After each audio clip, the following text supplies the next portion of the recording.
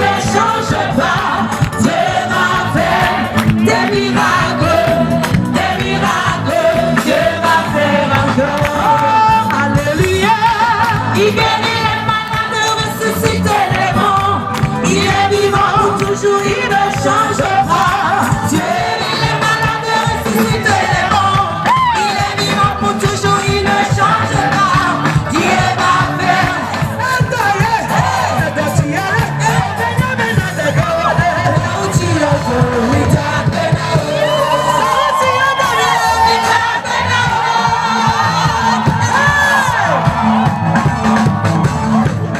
Trop, il faut que je parte. Non, non, j'ai plus rien à faire dans cette famille. Je ne supporte pas la foi de cette personne. Elle est toujours en train de prier. Elle invoque le nom du Seigneur Jésus. L'ennemi ne supporte pas ça. L'ennemi ne supporte pas ça. Alors il va t'embêter dans les finances. Mais tu vas invoquer le nom du Seigneur Jésus dans les finances. Et puis ça va lui brûler les pattes. Voilà. Il va essayer de t'envoyer une maladie. Mais tu vas lui dire non, non, non, non, non, Jésus a déjà payé pour ça. Ça va lui brûler les pattes. La lumière du monde. Jésus a dit je suis la lumière du monde. Et si vous recevez Jésus, vous êtes la lumière du monde. Et la lumière du monde est aussi partout. Parce que Dieu est en vous. Alors vous n'avez pas besoin de faire un effort pour savoir s'il est où en vous ou pas. Partout où vous allez, il y a la lumière parce que Jésus est là. Mais si tu n'as pas Jésus, tu es dans les ténèbres. Si tu n'as pas Jésus, tu te fais boxer par le diable. Et tu as un choix à faire. Soit tu te fais continuer encore marcher dessus, soit tu prends le parti de changer de camp, de venir dans la lumière, de venir dans le royaume de Dieu, de devenir un citoyen du royaume des cieux. Et après tu as la puissance de marcher sur les serpents, les scorpions et sur toute la puissance de l'ennemi. Rien ne pourra me nuire, rien ne pourra te nuire, rien ne pourra te nuire. Écoutez-moi bien. Quand il est écrit dans Luc 10, 19 que rien ne pourra te nuire, ça ne veut pas dire quelques maladies seulement pourront passer. Ça ne veut pas dire il n'y aura pas de problème d'argent, mais il y aura des problèmes de maladie. Ça ne veut pas dire il n'y aura pas de problème de couple, mais il y aura d'autres problèmes. Quand Jésus t'a dit je te donne l'autorité parce que tu m'appartiens, afin que tu regardes le diable dans les yeux, c'est lui qui va baisser les yeux là. Tu te retournes maintenant, tu te retournes maintenant et tu pars comme ça. Tu vas le regarder dans les yeux, il va baisser les yeux. Tu baisses les yeux, tu t'en vas. Si Jésus a dit je te donne l'autorité, celle-ci elle est valable sur tous les serpents, sur tous les scorpions et sur toute la puissance de l'ennemi, sur toute la puissance de l'ennemi. Qu'elle s'appelle Marie ou femme de nuit, esprit familier, maladie, non, non, non, non, non, sur toute maladie, sur exactement toute la puissance de l'ennemi. Quand Dieu a dit rien ne pourra me nuire, alors rien ne pourra te nuire. Rien ne pourra te nuire. Rien. Rien. Alléluia. Amen. Jésus a dit, c'est Jésus dans l'épître de Jacques. Il a dit, mais soumettez-vous à Dieu, résistez au diable. Écoutez-moi, ça c'est important. Tu ne peux pas résister à Dieu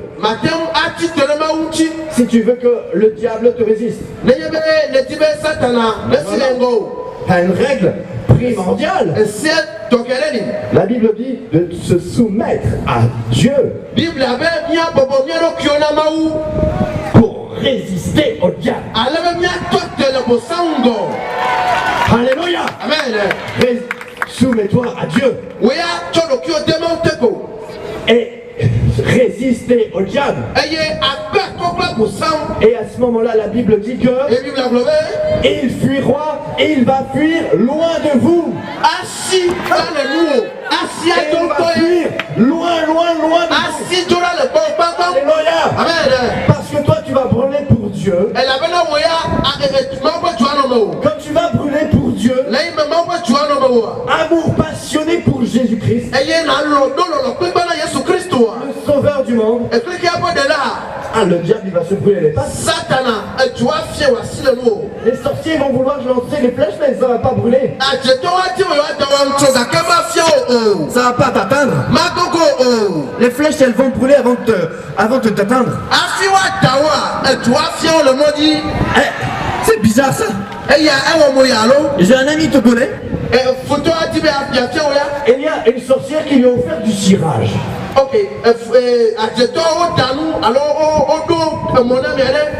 Et cette sorcière, elle s'attendait à voir ce pasteur malade.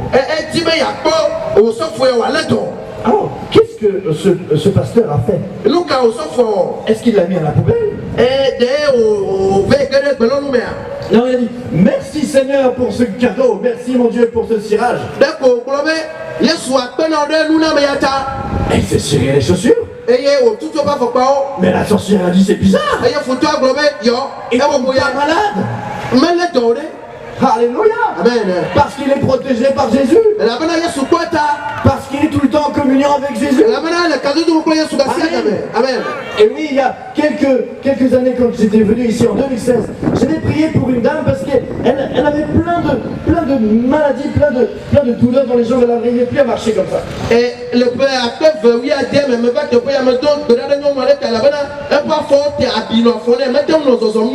écoutez la puissance du nom de Jésus.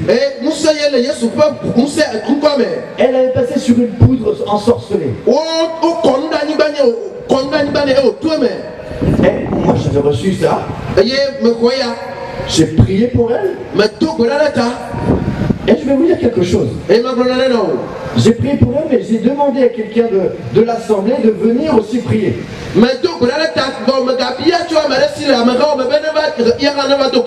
Et moi j'ai laissé le jeune homme faire.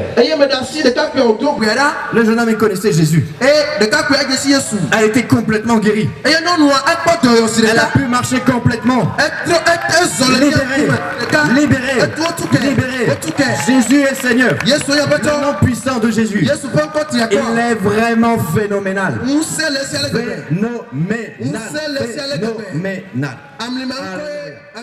Jésus est Seigneur. Et il y a quelque chose qui s'est passé quand j'avais 17 ans.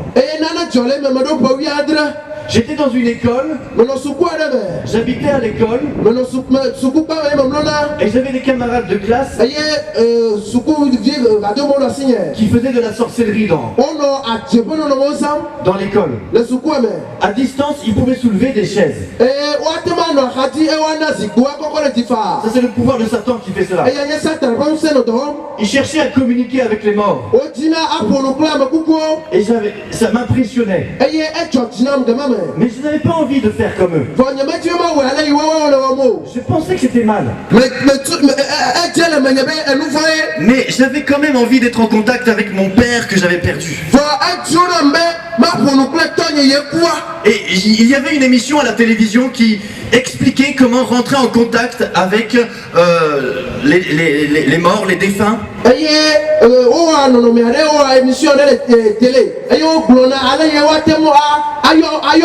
Il suffisait de prendre un stylo et une feuille de papier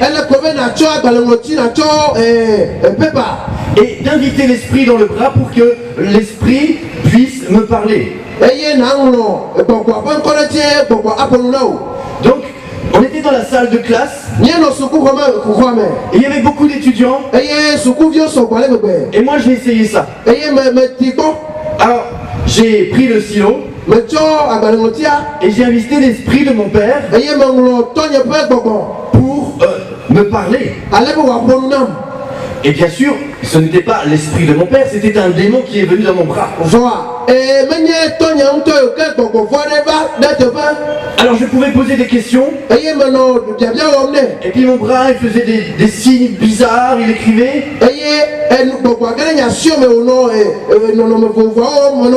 Et petit à petit, il y avait vraiment des lettres qui se formaient, il y avait des écritures qui se formaient.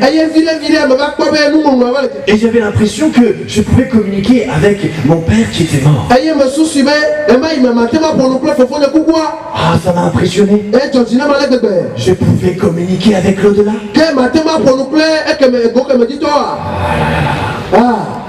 Dieu déteste ça.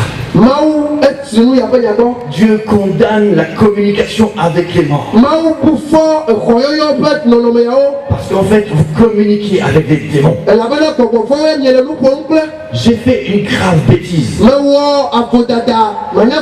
À cause de ça, je suis tombé dans la dépression. Et je pensais à la mort constamment. Je voulais mourir toutes les secondes. Et dans mes rêves, il y avait des serpents qui me poursuivaient. J'étais terrifié. Et même quelques années plus tard, de 3 ans plus tard, j'étais poussé à sortir dans les rues pour manger dans les poubelles. Ça c'est mon histoire, hein. Avant Jésus. J'étais poussé par les démons pour me rendre comme un esclave, comme un chien qui mange dans les poubelles.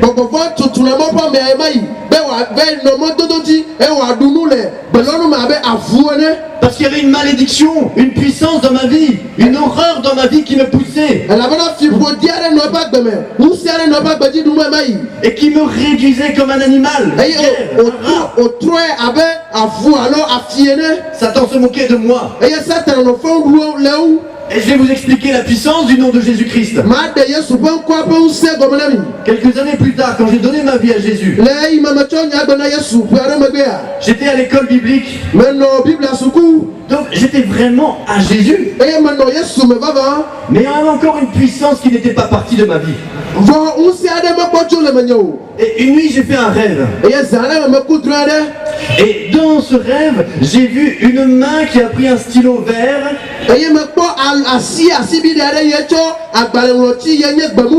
et qui a écrit sur une page blanche. Et cette main a commencé à écrire J. La seconde, ensuite, elle a écrit E. Ensuite, elle a écrit S.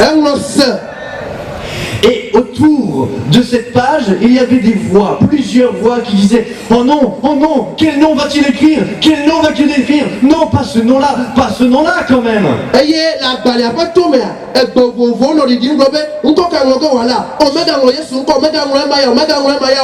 J, E, S, U, S. Et à ce moment-là, je me suis réveillé et j'ai croché. Les démons sont sortis de moi comme ça. Quand ils ont vu le nom de Jésus.